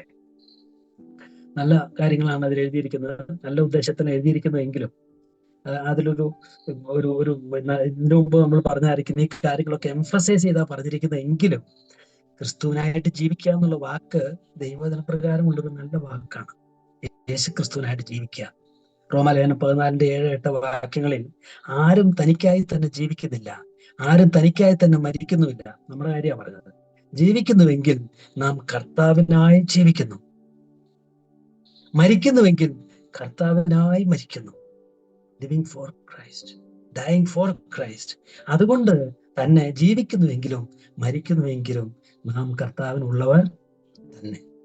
കൊരിന്ത്യലേഖനത്തിലും പൗലോസ് പറയുന്നുണ്ട്, ജീവിക്കുന്നവർ ഇനി തങ്ങൾക്കായിട്ടല്ല, തങ്ങൾക്ക് വേണ്ടി മരിച്ചവർ ഉയർത്തവനായിട്ട് തന്നെ ജീവിക്കേണ്ടതിന് അവൻ എല്ലാവർക്കും വേണ്ടി മരിച്ചു എന്ന് ഞങ്ങൾ നിർണയിച്ചിരിക്കുന്നു. അപ്പൊ നമ്മൾ ജീവിക്കുന്ന ആർക്ക് വേണ്ടിയാന്ന് ചോദിച്ചാൽ അതൊരു വചനാനുസൃതമായ ചോദ്യം തന്നെയാണ്. കർത്താവിന് വേണ്ടി ജീവിക്കുക, ക്രിസ്തുവിന് വേണ്ടി ജീവിക്കുക.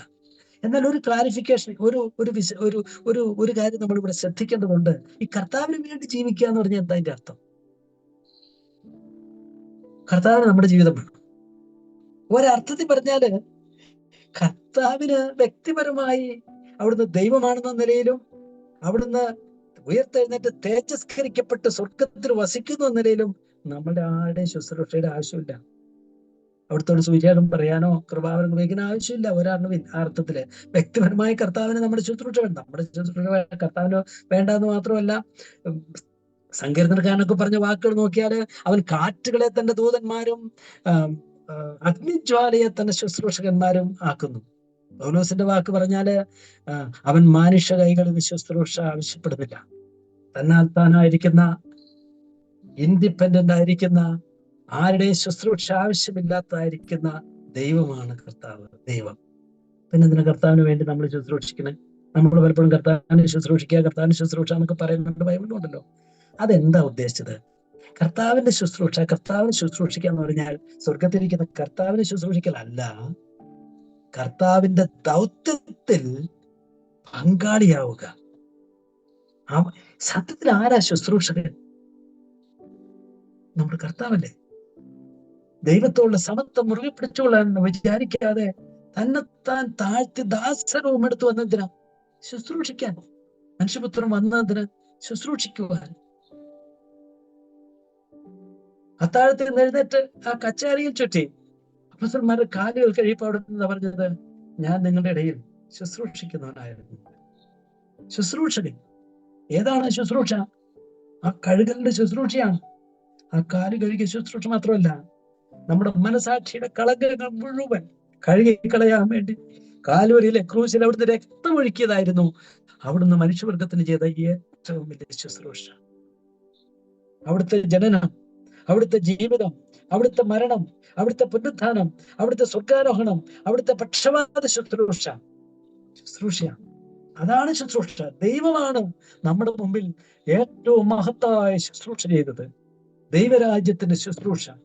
വീണുപോയിരിക്കുന്ന ലോകത്തെ തന്നോട് പുനരൈക്യപ്പെടുത്തി എല്ലാം ക്രിസ്തുവിൽ ഒന്നാക്കി ചേർക്കുക എന്നുള്ള ദൈവത്തിന്റെ നിത്യപരിപാടിയുടെ ആ ദാസൻ, ആ മഹാനായിരിക്കുന്ന ശുശ്രൂഷകനാണ് നമ്മുടെ കർത്താവ്. ആ ശുശ്രൂഷൻ ലോകത്ത് വന്നപ്പോഴാണ് പത്രോസിനെ, യാക്കോബിനെ, യോഹന്നാനെ ഒക്കെ വിളിച്ചിട്ട് പറഞ്ഞു, എന്റെ കൂടെ വരാൻ പറഞ്ഞു. മനുഷ്യരെ പിടിക്കുന്ന ശുശ്രൂഷയിൽ നിങ്ങൾക്കൊരു പങ്ക് തരാമെന്ന് പറഞ്ഞു. എനിക്ക് കൊയ്യാൻ സ്ഥലമുണ്ട്, വേലക്കാരെ വേണമെന്ന് പറഞ്ഞു, വിതയ്ക്കാൻ ആളുകൾ വേണമെന്ന് പറഞ്ഞു. എന്റെ കൂടെ കൂടുന്നു എന്ന് ചോദിച്ചു. അതൊരു വിളിയാണ്. ആ മഹത്തായ വിളി, ആ ക്രിസ്തുവിന്റെ ശുശ്രൂഷയുടെ പങ്കാളിത്തം, അതിന്റെ പാർട്ടേക്കേഴ്സ്, നാം ക്രിസ്തുവിന്റെ സഹപ്രവർത്തകരായി അതിനോട് ചേർന്ന് ശുശ്രൂഷിക്കാനുള്ള അതൊരു ബാധ്യതയല്ല, അതൊരു വലിയ വലിയ പദവിയാണ്, ഒരു പ്രിവിലേജാണ്. ക്രിസ്തുവിന്റെ ശുശ്രൂഷക്കാർ എന്ന് പറഞ്ഞാൽ ക്രിസ്തുവിന്റെ കൂടെ നിന്ന് ശുശ്രൂഷിക്കുക. അതല്ലേ മോശയുടെ ശുശ്രൂഷക്കാരനായിരുന്നു യോശുവ എന്ന് പറഞ്ഞാൽ നമ്മുടെ ചിന്ത എപ്പോഴും മോശയ്ക്ക് കൈ കഴുകി കൊടുക്കുകയും തുണി തേച്ചു കൊടുക്കുക എന്നുള്ളതല്ല. മോശ പോകേണ്ടടുത്ത് മോശയല്ല പോകുന്നത്. യോശുവ നീ പൊക്കോണം പറയും. യുദ്ധം ചെയ്യാൻ പോയപ്പോഴ് നീ പോയിട്ട് ചെയ്തിട്ട് വരാൻ പറയും, നീ പോയിട്ട് നോക്കിയിട്ട് വരാൻ പറയും, നീ അത് ചെയ്തിട്ട് വരാൻ പറയും. അല്ല, കൈ കഴുകണ്ട, തുണി തേച്ചു കൊടുക്കണ്ടെന്നല്ല നമ്മൾ പറയുന്നത്. എന്താ ശുശ്രൂഷ? ഒരു ദൗത്യം ഏറ്റെടുത്ത ഒരു വ്യക്തിക്ക് ആ ദൗത്യം വിജയിപ്പിക്കാൻ വേണ്ടി കൂടെ നിൽക്കുന്നവർ. ഒരു സ്ഥാപനത്തിന്റെ ജോലിക്കാരൻ എന്ന് പറഞ്ഞതിന്റെ അർത്ഥം എന്താ? ആ സ്ഥാപനത്തിന് ജോലി ചെയ്യാണ്. ആ സ്ഥാപനം ഏത് ദൗത്യത്തിന് വേണ്ടിയാണോ നിലകൊള്ളുന്നത്, ആ പദ്ധതിയുടെ വിജയത്തിനും പദ്ധതി നിവർത്തിക്കുന്നതിന് വേണ്ടി സഹപ്രവർത്തകരായിട്ടിരിക്കുകയാണ്. അതുപോലെ കർത്താവിന്റെ മഹാപരിപാടിയാണ് ദൈവരാജ്യം.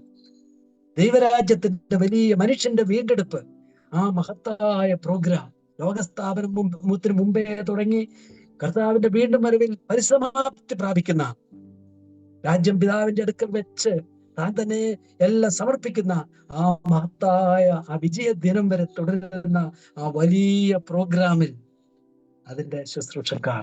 അതാരായി ചെയ്യുന്ന ഈ ശുശ്രൂഷ? സത്യത്തില് അത് ചെയ്യുന്നത് നമ്മൾ ചെയ്യുമ്പോൾ നമ്മളുടെ ദൈവം തന്നെയാണ്, പരിശുദ്ധാത്മാവാണ് ചെയ്യുന്നത്. അതുകൊണ്ട് നാം ചെയ്യുന്നതൊക്കെയും ക്രിസ്തുവുമായിട്ടുള്ള ബന്ധം എന്ന് പറഞ്ഞാൽ ക്രിസ്തുവിന് വേണ്ടി ജീവിക്കുക, അവന്റെ ദൗത്യത്തിന്റെ വിജയത്തിന് വേണ്ടി നമുക്കുള്ളത് മുഴുവൻ കൊടുക്കുക. എന്താ നമ്മൾ കൊടുക്കേണ്ടത്?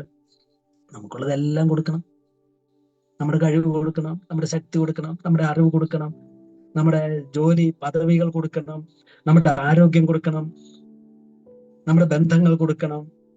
ഇതൊന്നും മാറ്റിവെച്ചിട്ട് ശുശ്രൂഷിക്കാൻ പോകേണ്ട ആവശ്യം പലപ്പോഴും ഇല്ല. ഇതെല്ലാം ആ ശുശ്രൂഷയുടെ തലത്തിലേക്ക് നമ്മൾ കൊണ്ടുവരണം.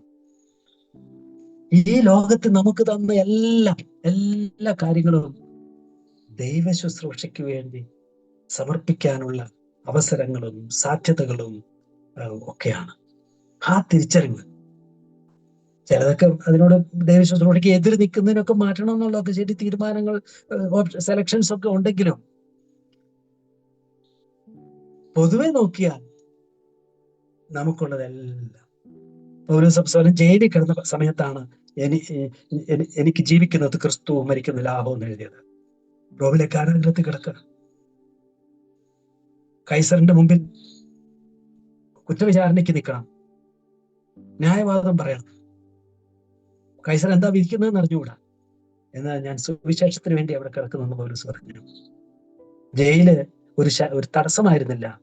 ജയില് സുവിശേഷത്തിന്റെ ഏറ്റവും മഹത്തായ ഒരു വേദിയായിട്ട് പരിണമിക്കുകയാണ്.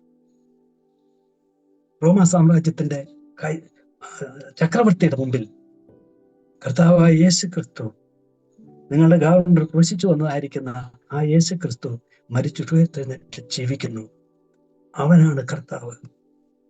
സീസർ അല്ല എന്ന് പോലും സപ്പം പറഞ്ഞു എന്ന് എനിക്ക് അറിഞ്ഞുകൂടാ. ലോകത്ത് സീസർ ആകട്ടെ, അവനാണ് കർത്താവ്, അവനാണ് ന്യായാധിപതി എന്ന് പറഞ്ഞ ആ പ്രസ്താവന. അതിനു മുമ്പ് നിൽക്കുക. അപ്പോൾ പൗലോസ് പറയാണ്, അതൊരു അവസരമായിട്ട് പറയാം, എനിക്ക് ജീവിക്കുന്നത് ക്രിസ്തുവാണ്, അതിനാണ് ഞാൻ ജീവിക്കുന്നത്. നമ്മുടെ ജീവിതത്തിലെ എല്ലാ അവസരങ്ങളും അനുകൂലമോ പ്രതികൂലമോ ആകട്ടെ, ചിലപ്പോൾ അനുകൂല അവസരങ്ങളെക്കാളും വലിയ സാക്ഷ്യ മേഖലകൾ, ക്രിസ്തു ദൈവരാജ്യത്തിന്റെ പ്രവർത്തികൾ പ്രതികൂല മേഖലകളാണ് നമുക്കറിയാം. ഗ്രഹാം സ്റ്റെയിൻസിന്റെ ഭാര്യ ഒരുപാട് വാക്കുകൾ പറഞ്ഞിട്ടുണ്ട്. പക്ഷെ അവർ പറഞ്ഞ ഒരു വാക്കാണ് ലോകം ഓർക്കുന്നത്. എന്റെ ഭർത്താവിനെ കൊന്നവരോട് എനിക്ക് കയ്പില്ല, കാരണം എന്റെ കർത്താവ് എന്നെ പഠിപ്പിച്ചത് ക്ഷമിക്കാനാണ് പഠിപ്പിച്ചതെന്ന് പറഞ്ഞ ആ വാക്ക് പ്രതികൂലത്തിൽ അവർ പറഞ്ഞൊരു വാക്കല്ലേ ലോകപ്രസിദ്ധമായത്. നമ്മൾ ഓർത്ത് നിൽക്കണം, അനുകൂലമോ പ്രതികൂലമോ ആകട്ടെ, എല്ലാം കർത്താവിന് വേണ്ടി. ഈ ജീവിതത്തിലെ എല്ലാ സാധ്യതകളും കർത്താവിന് വേണ്ടി ജീവിക്കുന്നുവെങ്കിൽ ആരും നമുക്ക് വേണ്ടി ജീവിക്കുന്നില്ല.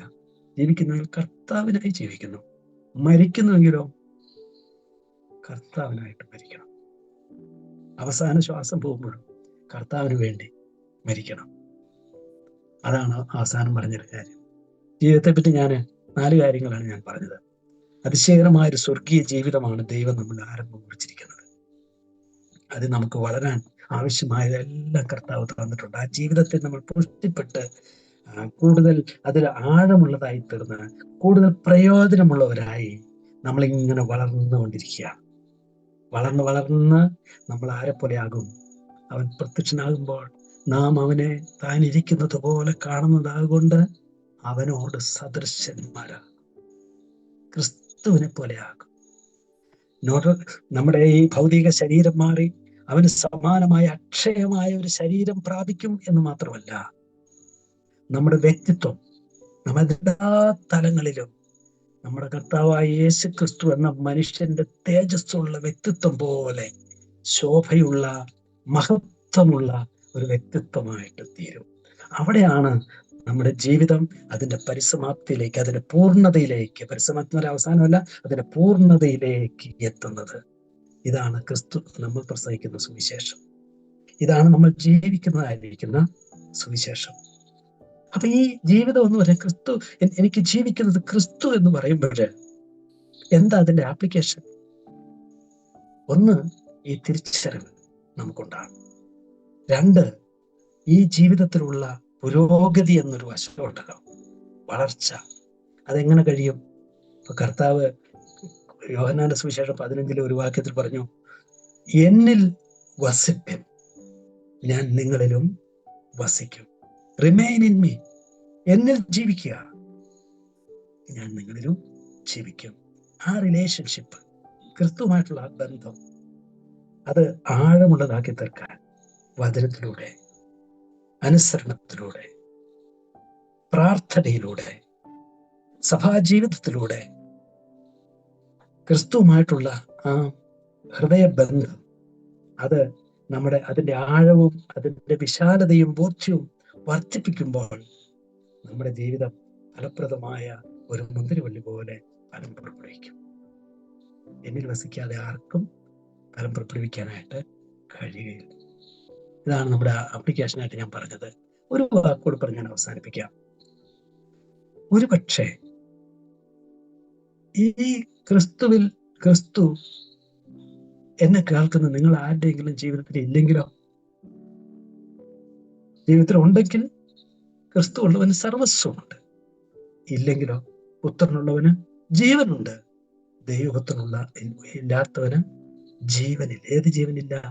നിത്യജീവനില്ല, ദൈവിക ജീവനില്ല, ദൈവരാജ്യമില്ല, അതിന്റെ നന്മകളില്ല, ആ നീതിയും സമാധാനവുമില്ല. അപ്പൊ എന്ത് ചെയ്യണം? ബൈബിൾ പറയുന്നു, നമ്മുടെ ഹൃദയത്തിന്റെ വാതിൽക്കൽ നിന്ന് കർത്താവ് കാത്തു നിൽക്കുന്നുണ്ട്. ആരെങ്കിലും വിശ്വാസത്തിന്റെ വാതിൽ തുറന്നു കൊടുത്ത്, നമ്മുടെ ഹൃദയവാതിൽ, ജീവിതത്തിന്റെ വാതിൽ അവന്റെ മുമ്പിൽ തുറന്നു കൊടുത്താൽ ക്രിസ്തു നമ്മുടെ ജീവിതത്തിലേക്ക് വരും. ഒരു പുതിയ ജീവിതം നമ്മിൽ അങ്കുരിക്കും. കർത്താവ് പറഞ്ഞൊരു വാക്ക് ഓർക്കാം, ഞാൻ ജീവിക്കുന്നു, അതിനാൽ നിങ്ങളും ജീവിക്കും. ഈ പുതുജീവിതത്തിന്റെ നന്മ നമുക്കെല്ലാവർക്കും ആസ്വദിക്കുവാൻ, അനുഭവിക്കുവാൻ, അതിൽ വളരുവാൻ, ഫലപ്രദമായി വളരുവാൻ ദൈവം നമ്മെ നാളുകളിൽ സഹായിക്കട്ടെ എന്ന് ആശംസിച്ചുകൊണ്ട് എൻ്റെ വാക്കുകൾ ഞാൻ ഉപസംഹരിക്കുന്നു. ദൈവത്തിന്റെ പരിശുദ്ധമായ നാമം മഹത്വപ്പെടുമാറാകട്ടെ. ജീവിക്കുന്നത് ക്രിസ്തു എന്ന വിഷയത്തെക്കുറിച്ച് അവസരത്തിനങ്ങൾ വളരെ കൃത്യമായിട്ട് കാര്യങ്ങൾ നമ്മളോട് പറഞ്ഞിട്ടുണ്ട്. ഒരു കൺക്ലൂഷന്റെ ആവശ്യമില്ലാതെ വണ്ണം അങ്കിളിപ്പോ അത് കൺക്ലൂഡ് ചെയ്തിട്ടുണ്ട്. 4 കാര്യങ്ങളാണ് അങ്കിൾ പറഞ്ഞത്. അതോടൊപ്പം അതിൽ തന്നെ പറഞ്ഞൊരു കാര്യം നമ്മൾ തെറ്റിദ്ധരിച്ചു പോകുന്ന ഒരു കാര്യമായിരുന്നു. ക്രിസ്തുവിന് വേണ്ടി ജീവിക്കുക എന്ന് പറയുമ്പോൾ നമ്മൾ ക്രിസ്തുവിന് അല്ലെങ്കിൽ ദൈവത്തിന് എന്തോ ചെയ്തു കൊടുക്കുന്നു എന്നുള്ള നിലയിലൊക്കെ ഒരു പക്ഷേ തെറ്റിദ്ധരിച്ചു പോയേക്കാം. എന്നാൽ അതിനെക്കുറിച്ചും അങ്കിള് വ്യക്തമായിട്ട് കൃത്യമായിട്ട് നമ്മളോട് പറഞ്ഞു. നമുക്ക് ഈ വിഷയങ്ങളെ കുറിച്ച് ഓർത്ത്, ഈ വിഷയങ്ങളെ സംബന്ധിച്ച് ഇതിനെക്കുറിച്ചുള്ള നമ്മുടെ സംശയങ്ങളും അഭിപ്രായങ്ങളൊക്കെ നമുക്ക് പറയുകയും കൂടുതൽ കാര്യങ്ങൾ നമുക്ക് പഠിക്കാനുമായിട്ട് ഇനിയുള്ള സമയം ഉപയോഗിക്കാം.